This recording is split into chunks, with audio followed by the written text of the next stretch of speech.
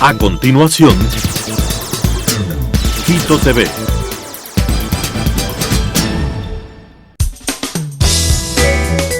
Clasificación A. Apto para todo público.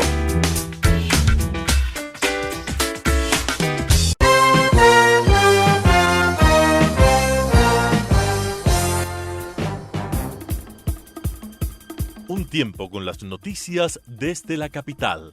Un tiempo con las noticias de la capital. Quito TV. Un tiempo de noticias en Telesucesos, Canal 29.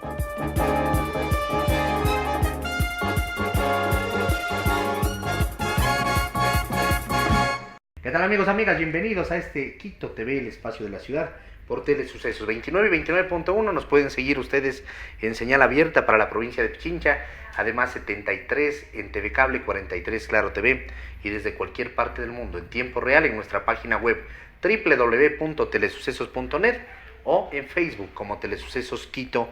Ahí está la programación 24 horas al día. Tenemos el día de hoy la presencia de Raúl Proaño, analista editor. Lo tuvimos hace 15 días en el programa.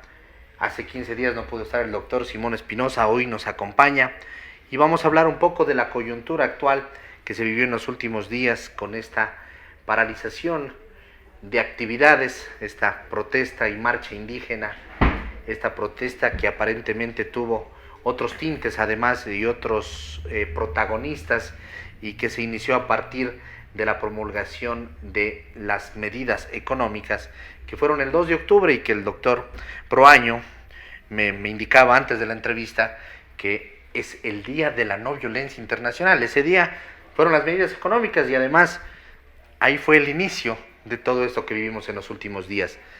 Bienvenido, señor Proaño. Doctor Espinosa, ¿cómo está? Yo estoy bien, apesadumbrado por la situación del país, pero hay que poner el hombro. Por otro lado, pues, yo conozco muy bien al doctor Raúl Proaño, lo conozco desde hace 40 años y sé que es una persona sumamente dedicada al seguimiento de los medios y que es un pensador y filósofo poco comprendido, porque así es la vida, pero por eso le hemos invitado aquí a que tenga su espacio. Doctor, ¿cómo está? Bienvenido. Bueno, estoy bien y gracias por el doctorado. Estamos siendo doctor, sociólogo, ¿ya? Y gracias. El tema que ustedes han empezado a tratar es el llamado paro de los transportistas, que derivó en levantamiento indígena y en el estallido de las guerrillas revolucionarias. Guerrillas revolucionarias. 3 momentos: paro de transportistas, levantamiento indígena con un mensaje claro y contundente, polémico sí, pero muy nítido lo que tratan de decirse. La guerra informativa les opacaba, les tergiversa, les infiltraron y demás, parte de lo que voy a explicar. Y la presencia visible, notoria, de guerrillas revolucionarias. 3 momentos. 3 momentos. Empecemos por el primer momento. Entonces, el primero, del paro de los transportistas, se explica por un decreto que solo modificaba el reglamento de precios de los combustibles. Esta es la síntesis, así, si vamos a lo sencillo, a lo simple, solo modificaba el reglamento de precios de los combustibles. ¿Cuál era ese reglamento? Así se llama, el reglamento de regulación del precio de los combustibles, que estaba en un decreto del año 2005, por lo tanto, 14 años después llega esta reforma con el decreto 883, y ese decreto no hacía nada más, ni hace nada más. Pero se hablaba al mismo tiempo del envío de una ley económica urgente donde ya se incluía una reforma laboral y otros aspectos tributarios y arancelarios. Eran 3 paquetes básicamente. 3 grandes temas que el conjunto delinea la política que ahora el nuevo decreto, el que surge después del diálogo entre las representantes de las organizaciones indígenas y el Estado, con su jefe de Estado a la cabeza, Lenín Moreno. Es decir, es una negociación del Estado ecuatoriano con representantes de las nacionalidades del Ecuador, que no son Estado, pero son reconocidas como nacionalidades. Es decir, con este enfoque lo que trato es de mencionar ciertas palabras clave, ciertas categorías de análisis que tienen valor, que tienen trascendencia, y porque la guerra se hace también peleando de boca, se pierde de vista estas categorías que merecen atención, análisis y respeto. Primer momento, paro de los transportistas desde el día jueves 4 de octubre. No, disculpe. El decreto 883 se firmó el 1 de octubre, regía desde la publicación que fue el 2 de octubre. Que fue cuando fue la cadena que se dio a conocer. Y este día, 2 de octubre, es el Día Internacional de la No Violencia Activa. ¿Y qué hicieron ustedes en ese día? Bueno, el núcleo de humanistas silvestres, como nos denominamos, el núcleo de activistas de la Red Ciudadana, cuya asamblea se llama el Capítulo Gentil, y todo esto tiene unos simbolismos también, es la única organización que subsiste en el Ecuador cuya filosofía política no partidista promueve la no violencia activa.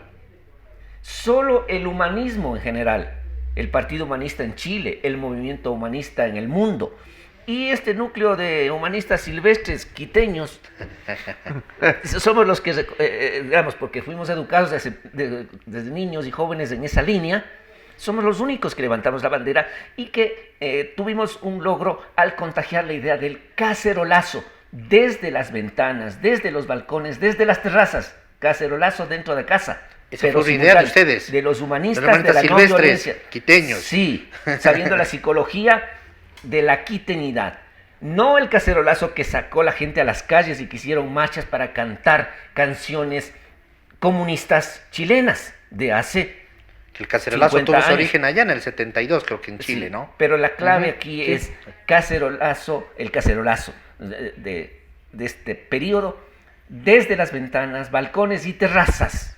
Que había un toque de queda, además. En un momento clave, o sea, de una manifestación nocturna semejante a la del 2005. Las primeras manifestaciones nocturnas fueron después de la represión del gobierno de Lucio Gutiérrez, precisamente ahí en la Plaza de la República, que es simbólica, donde la represión interviene para disolver todas las manifestaciones. Pero resumiendo de manera más simple, decía, en el primer momento es el decreto. La clave está... Y corrijo las fechas, perdón, señor Proaño. Fue el 1, como usted lo dijo, el día martes cuando salió la cadena nacional, yo dije que era el 2. Al siguiente día, el 2, miércoles, el día de la no violencia, se publicó en registro oficial, y el 3 es el paro de los transportistas, claro. ¿No? Jueves 3, correcto. Entonces, en lo jurídico político, la clave es que solo se modificaba el reglamento de precios de combustibles. ¿Y por qué insisto en esto?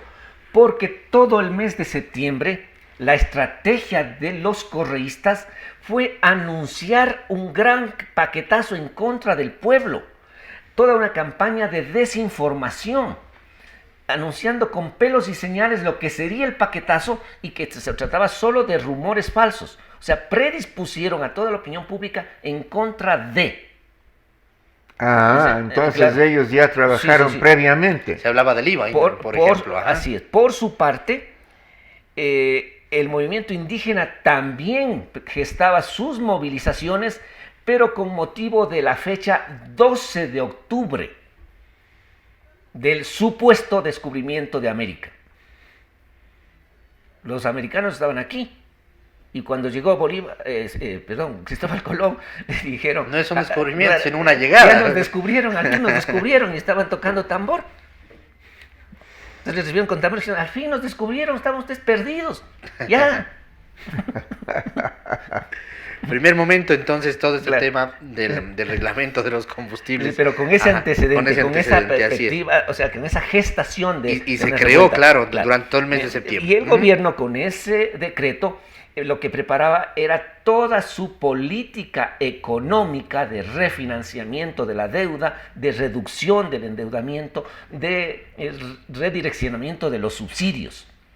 Entonces, fíjese, ahí están 3 grandes conglomerados sociales y políticos, sus objetivos, sus intereses y sus estrategias. Y al mismo tiempo, entonces, la desinformación de la ciudadanía en cualquier otra cosa. Entonces señalo, por ejemplo, activistas de la línea de Andrés Páez, conmemorando y doliéndose por la muerte de José José, el cantante, y llamándole príncipe de la canción.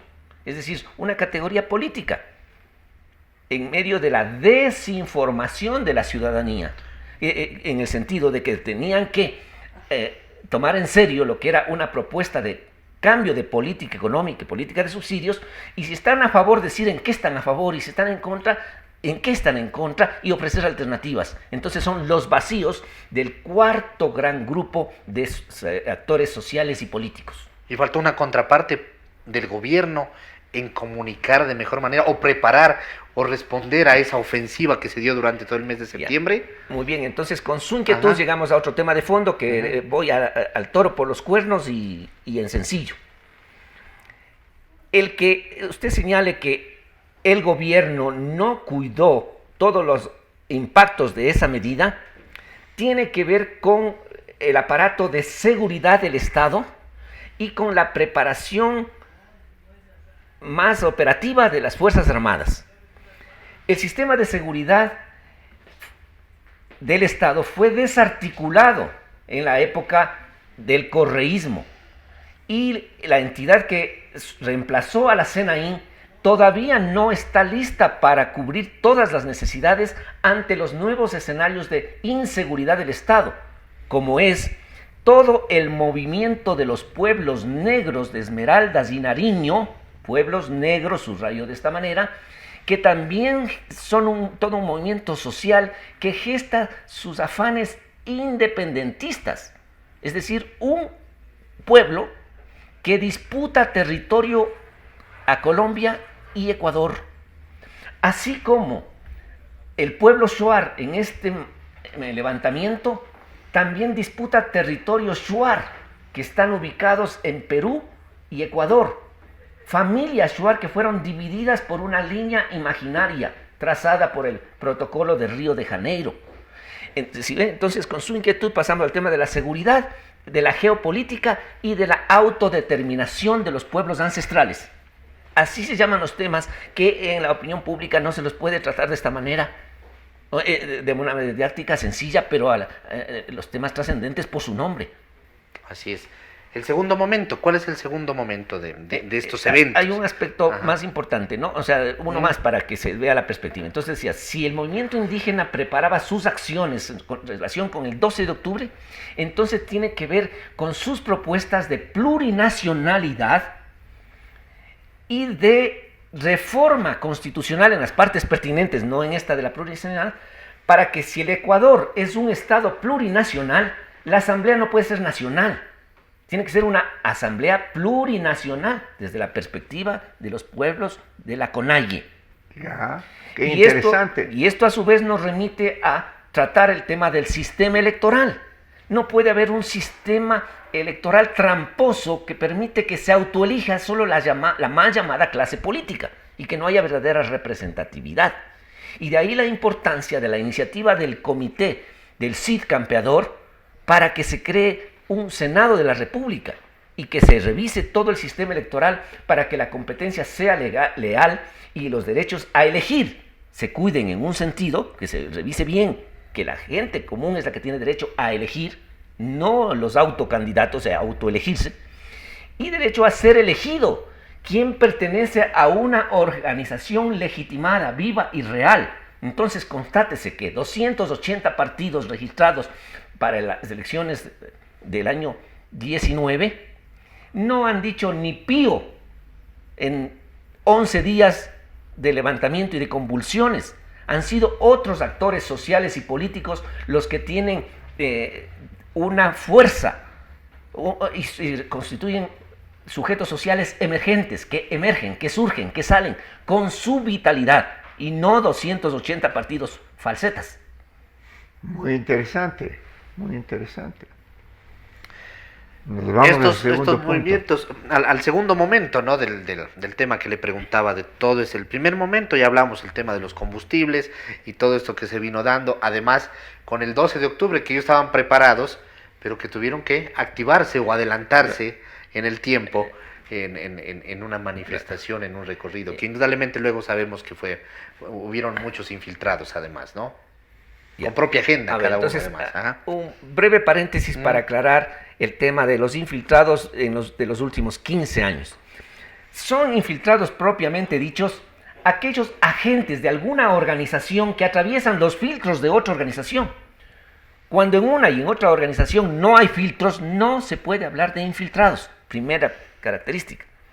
Infiltrados fue un adjetivo usado por Paco Velasco para promover la dispersión de los violentistas que atacaron Ciespal en abril del 2005.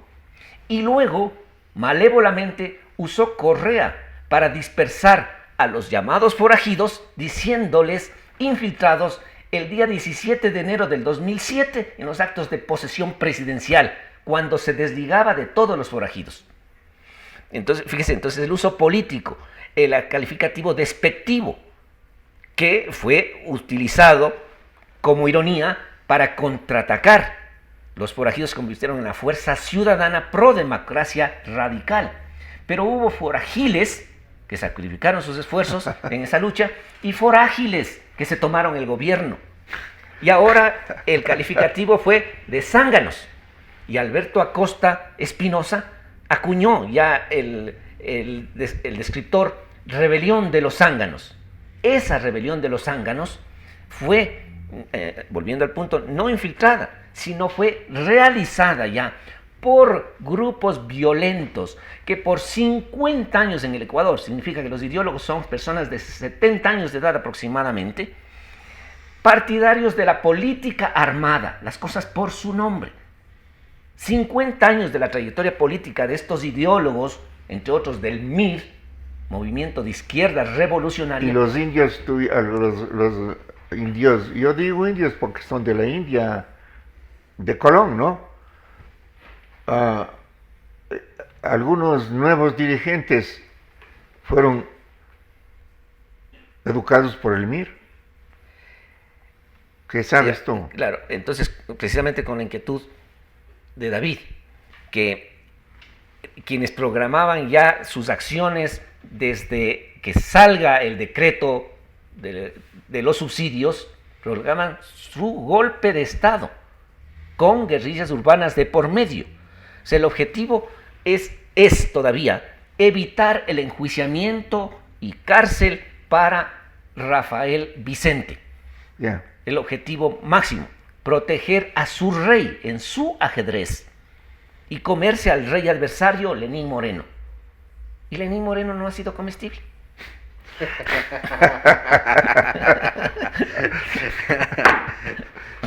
Muy buena acotación, pero es básicamente esto, ¿no? Proteger, salvar de los juicios, ¿no? Demorar seguramente en el tiempo, retrasar el tema de los juicios para proteger al rey del ajedrez.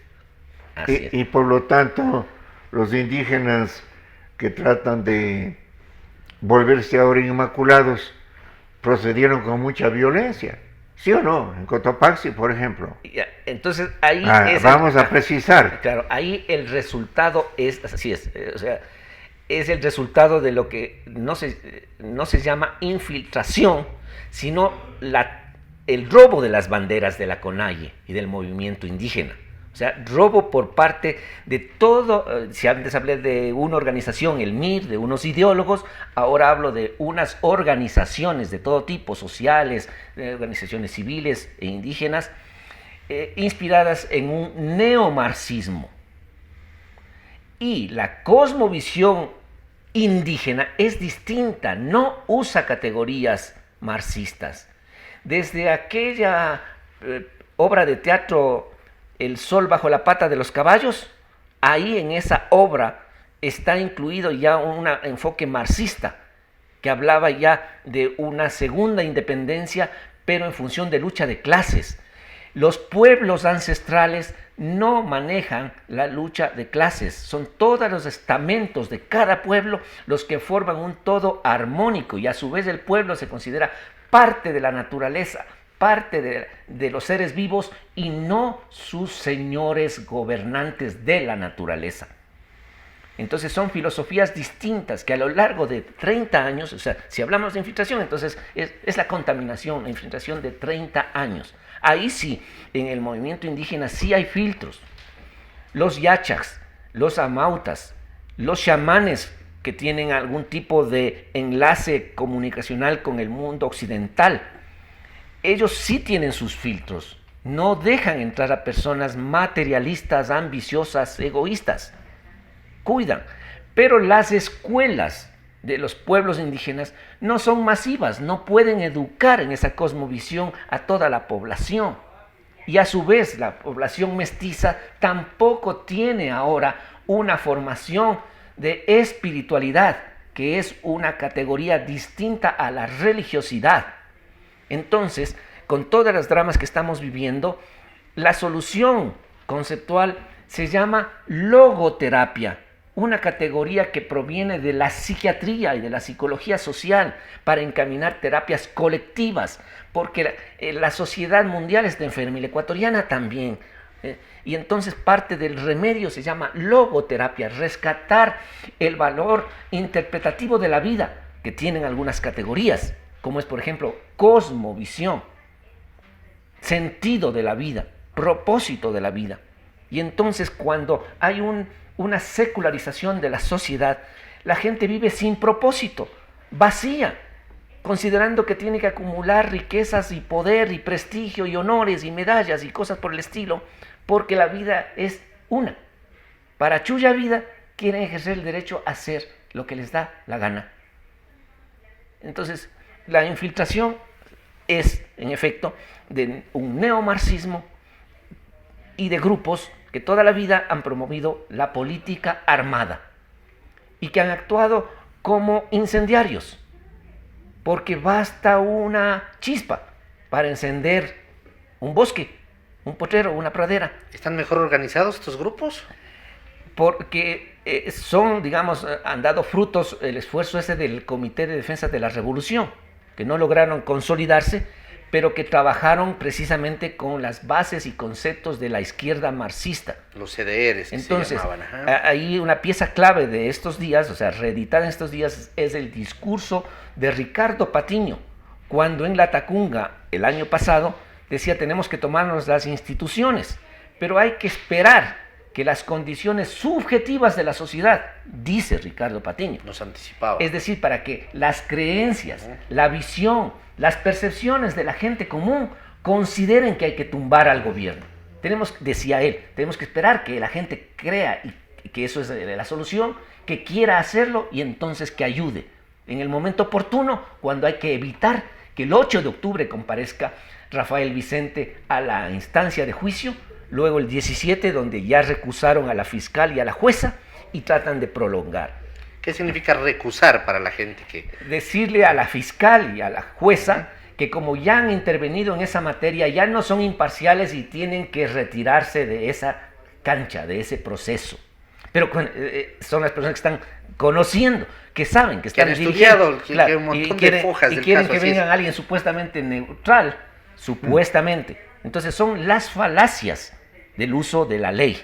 Pero los abogados que están litigando es el mismo Alexis Mera a la cabeza.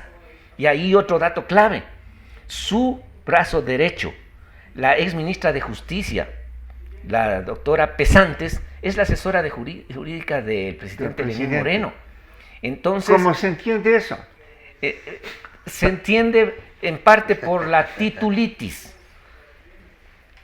porque compiten con libras de títulos para ganar un puesto y asegurar su carrera política, y diciendo que son técnicos y que no son políticos. O sea, falacias, o sea, los discursos, ahí sí llamemos de los discursos de la infiltración. Está muy mal rodeado el Revolucionario. presidente. Sí, señalamos porque parte de la acción de beneficio general, es decir, que tiene que ver con la identidad política, y el derecho de las organizaciones políticas a que se conozcan sus miembros, sus cuadros, las responsabilidades que tienen y por lo tanto que gobiernen a quienes tienen derecho político a gobernar, Claro, no los que tienen derecho al trabajo, en la burocracia me refiero. La titulitis es una estupidez que nos ha hecho mucho daño. Sí. Complicado. ¿Existe una fractura social en el Ecuador en este momento? Precisamente en lo que se llama la guerra de información y todas las acciones de contrainteligencia han logrado, a través de las redes sociales, han logrado penetrar, es decir, han encontrado terreno fértil en los espíritus débiles de la gente común y corriente de Encontraron las nicho. ciudades Ajá. y de Quito.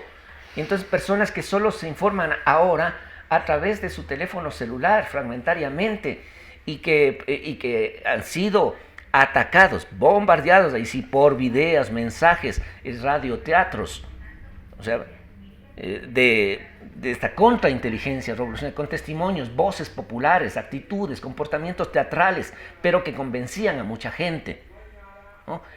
Por una parte, y fortalecía a todos los partidarios de la lucha armada, que plegaron espontáneamente ya para cumplir sus misiones, como es el ataque al cuartel en el Valle de los Chillos, como es otro intento de atacar otros recintos militares, pero porque a sabiendas de que los militares recibieron la orden, como en siempre, o sea, solo pueden disparar cuando hay una orden expresa y solo pueden actuar según los dispositivos, los instructivos que reciben. Entonces podían atacarles como han sido atacados y no tenían órdenes para reaccionar de una manera distinta. Los militares. Y ahí se explica el inmediato cambio del alto De la mando cúpula. militar. Ujú. Cuando ese alto mando militar lee la disposición del toque de queda, se ve a 4 ancianos, no a 4 militares fuertes, atléticos, deportistas, pero ancianos casi decrépitos, como no lo son el Consejo de Abuelos del Humanismo Silvestre, ¿no? Doctor, de carambola. Claro. Entonces, lo que se ha podido conocer, Juega billar, ¿no? Juega billar. Juega billar. lo que se ha podido conocer es que las falencias que tuvieron las Fuerzas Armadas y la policía son fallas planificadas.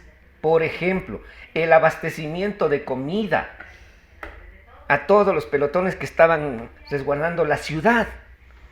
Como no había movilización, la logística para esos militares y policías no llegó. Les mataron de hambre. Algunas ambulancias entregaron provisiones y la contrainteligencia de estas guerrillas urbanas atacaron a las ambulancias diciendo que estaban haciendo provisión de armas y municiones. Y la ciudadanía urbana, sin medios de comunicación, sin voceros oficiales para desentrañar el significado de cada acción. Situación muy complicada la que se dio en estos días. Y muy esclarecedor esto, ¿no? Muy esclarecedor, sí. Gracias. Precisamente el día martes 15 de octubre, se invitó a los medios de comunicación a una reunión que se dio en la plataforma financiera y estuvo presente la ministra María Paula Romo, estuvo Juan Sebastián Roldán, que es el secretario particular del presidente de la República, y Richard Martínez, quien es el ministro de Economía, y ellos dieron ciertos datos. Yo estuve presente este martes 15 en la noche, ciertos datos de lo que pasó, y básicamente hay un dato que llama bastante la atención, que en los últimos 2 meses entraron 250 personas de nacionalidad cubana con pasaporte diplomático. Se acababan ellos de enterar ahora que hacían un barrido, ¿no?, de qué es lo que había pasado en víctimas, así como un barrido a qué nacionalidad corresponden los detenidos. Dentro de los detenidos no había ningún cubano, y alguien en la reunión preguntó, ¿no hubo ningún cubano? Y dijeron, cubanos subieron 250, pero que han entrado en los últimos 2 meses con pasaporte diplomático. Hay que investigarlo eso. A ver, cuando se dice hay que investigar, eso solo deben decir las autoridades que tienen que sustanciar los casos. Para activistas y analistas hay evidencias suficientes. O sea, entonces, para citar el caso de el asesinato del policía Froilán Jiménez. En el 30S. Entonces, la veeduría electoral, que por agenda normal tenía que cubrir temas electorales, ocupó el espacio del 1 de octubre del 2010 para hacer la narración de lo que había sucedido el 30S. Y entonces ahí la veeduría categóricamente sostuvo que el policía Froilán Jiménez fue disparado desde dentro de la cabina de una camioneta roja. Desde dentro de la cabina. Desde dentro de la cabina, a 15 metros de la puerta del hospital. La autopsia confirmó esto, la segunda autopsia también, y los proyectiles están guardados como cosa secreta. El general Ernesto González, a la cabeza, defendía otra hipótesis, y hasta ahora, ya carcomiéndose esa hipótesis, es el indicio de la presencia de unos comandos extranjeros. Así es como tengo que referirme. Comandos extranjeros que se mezclaron en medio de los distintos cuerpos policiales y cuerpos militares. Y no me alargo más. Entonces, hay muchos funcionarios públicos en el Estado ecuatoriano que son extranjeros y están en áreas sensibles que no deberían ocupar esos cargos. Pero igual no hay ni organizaciones políticas ni cuadros político-administrativos formados para que los reemplacen. Entonces estoy hablando de una falencia de las organizaciones políticas y de los dirigentes políticos. Y vuelvo por esta vía al tema del 2 al 12 de octubre. Así como se le reclama al alcalde de Quito de no ejercer un liderazgo cívico-político en defensa de la ciudad, también han desaparecido los dirigentes de partidos que son autocandidatos presidenciales desde Quito.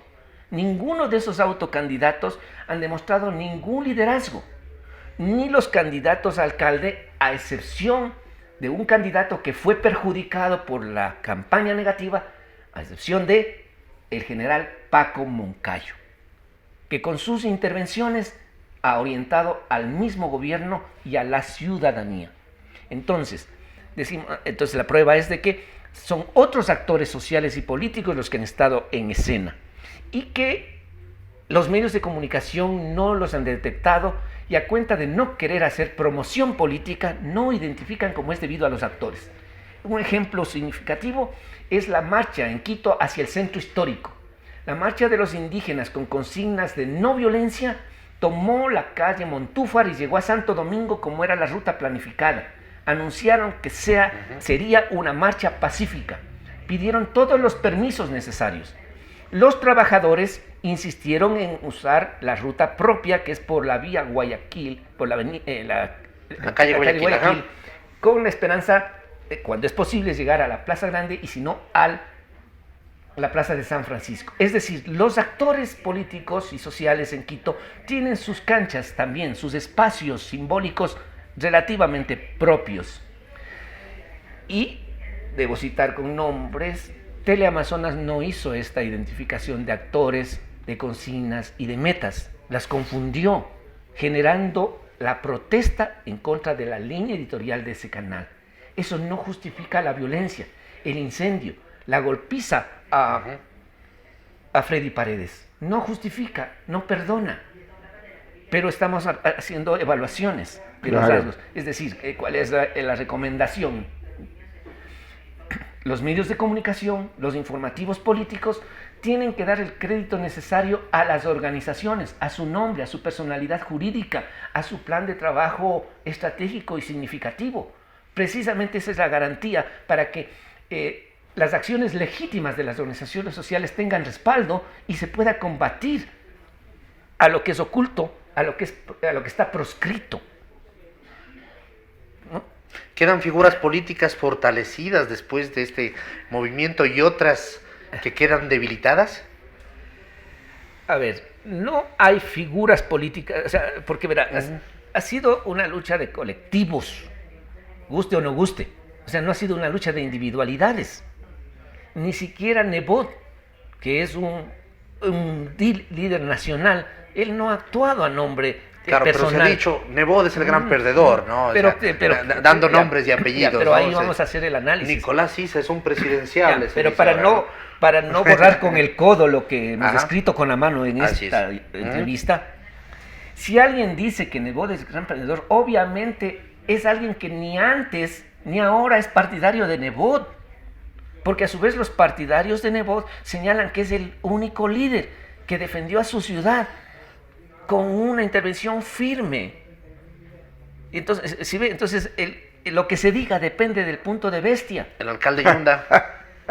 El punto de vista. El alcalde Yunda. Él no salió a defender. Estuvo escurridizo. Primero quiso ampararse en otra disposición del presidente de la República cuando se elevó las tarifas. Entonces ahí se lavó las manos, dijo ya los municipios ya no tenemos nada que hacer, ya es cuestión del gobierno. No, la facultad de establecer las tarifas del transporte es para los gobiernos municipales. Había que comprender la coyuntura. Entonces un alcalde honrado tendría que diferenciar. Dice, hay una emergencia. Por emergencia, esta facultad está siendo aplicada de esta manera. Pero se preserva las atribuciones municipales para lo más pronto posible hacer los estudios que faltan y establecer la tarifa para el sistema unificado de transporte. Las tarifas que tienen que regir dentro de 6 u 8 meses se aplican ya desde ahora. Por ejemplo, ¿no? Porque desde las tribunas de populares siempre existimos miles de entrenadores y asesores, no. Pero, es decir, una cosa es con violín y otra cosa es con guitarra. Pero hay una objetividad, una ponderación que se puede hacer para responder su pregunta. Así es. Y entonces está en marcha y algunas iniciativas de revocatoria del mandato del alcalde Yunda, porque esto revela toda la distorsión y el fraude electoral. La prefecta de Pichincha ya está detenida. Y, bueno, hablando de líderes, todos desaparecieron en todo el momento de este levantamiento social. Aparecieron cuando supuestamente se acordó la paz. Hacer mansas palomas que invitan a la paz. Si no salían ellos de ninguna guerra, sino del estudio de maquillaje para fotografías publicitarias. Sí. Doctor Espinosa, en la parte final, ¿qué nos queda? Nos estamos quedando cortos de tiempo. ¿Algo más que preguntarle a Raúl Proaño? Yo preferiría que él siga con lo que crea conveniente, porque propio del sabio es escuchar. Así es. En la parte final, los 2 últimos minutos, por favor. Que la no violencia activa es una historia de futuro. Los representantes políticos tienen que reconocer que son proclives a la violencia. Es decir, todas las tendencias son proclives a la violencia. No se consideran partidos, quieren llegar al poder y ejercerlo totalitariamente, con hegemonía. El sistema electoral no puede seguir permitiendo que haya listas completas de candidatos, porque el sistema no permite que un partido cope todos los puestos. Entonces la solución se llama listas incompletas, como una garantía de que ningún partido puede tomarse todas las funciones de elección popular. Y entonces estos son enfoques desde la no violencia activa, la tolerancia. En Venezuela, la no violencia activa, la idea es, no violencia activa es una historia del futuro político. En Venezuela están hablando de la resistencia pacífica para tumbar a Maduro, los humanistas venezolanos. Los humanistas chilenos, el mismo 2 de octubre del 2019, presentaron una propuesta de reforma constitucional en Chile para que los estados no tengan derecho a hacer la guerra. Es decir, en Chile, el Partido Humanista sostiene eso, que tienen que existir unas fuerzas de defensa, pero ninguna fuerza de ataque. Y en Ecuador, en cambio, porque es otra realidad, tienen que fortalecerse los organismos de seguridad del Estado, el control interno de las organizaciones civiles para contribuir a la buena conducta de sus miembros. Y luego comprender que el presidente Lenín Moreno es un cincinato, un tipo de gobierno provisional que tiene las atribuciones para ejercer mano dura. Lenín Moreno no se ha enojado, no ha hablado enojado en ningún momento. Ha perdonado hasta los insultos que supuestamente le han dicho en la cara, ofensivamente. Ha eludido referirse a eso. Y queda preservado entonces las potestades estatales y la autoridad de presidente de la República, en calidad de presidente provisional, cincinato, para proteger a las organizaciones indígenas con quien negoció la CONAIE, las organizaciones CONAIE, FEINE y FENOCIN, y al mismo tiempo sancionar con mano dura a los violentos de cualquier origen y a las guerrillas urbanas partidarias del monarca Rafael Vicente. Muchas gracias. Muchas gracias. Totalmente claro. Raúl Proaño, humanista silvestre quiteño. Humanista silvestre, porque somos de cepa de Quito, no somos de semillas certificadas de ninguna parte, y Así aquí es. brotamos en el terreno como nos ponga. Gracias por estar aquí, analista editor, quien nos ha puesto al tanto de todos esos hechos que acontecieron, doctor. Sí, sí. Gracias a usted Muy también. interesante, muy interesante. A la orden. Muchas gracias, doctor. Amigos, ha sido Raúl Proaño, como lo dijimos, analista, editor, humanista silvestre, ¿no? De cepa. De cepa quiteña. De cepa quiteña, correcto. No violencia activa es una historia del futuro. Es una historia del futuro, significa, es una doctrina política de respetar la vida y de conocer que somos seres limitados, que solo progresamos en la medida que los demás nos ayudan a progresar, pero cada quien busca su progreso, su desarrollo humano. Gracias. Amigos, que pasen bien, hasta la próxima. Felicidades.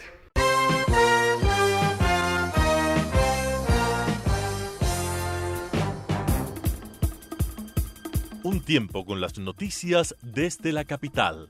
Un tiempo con las noticias de la capital. Quito TV. Un tiempo de noticias en Telesucesos, Canal 29.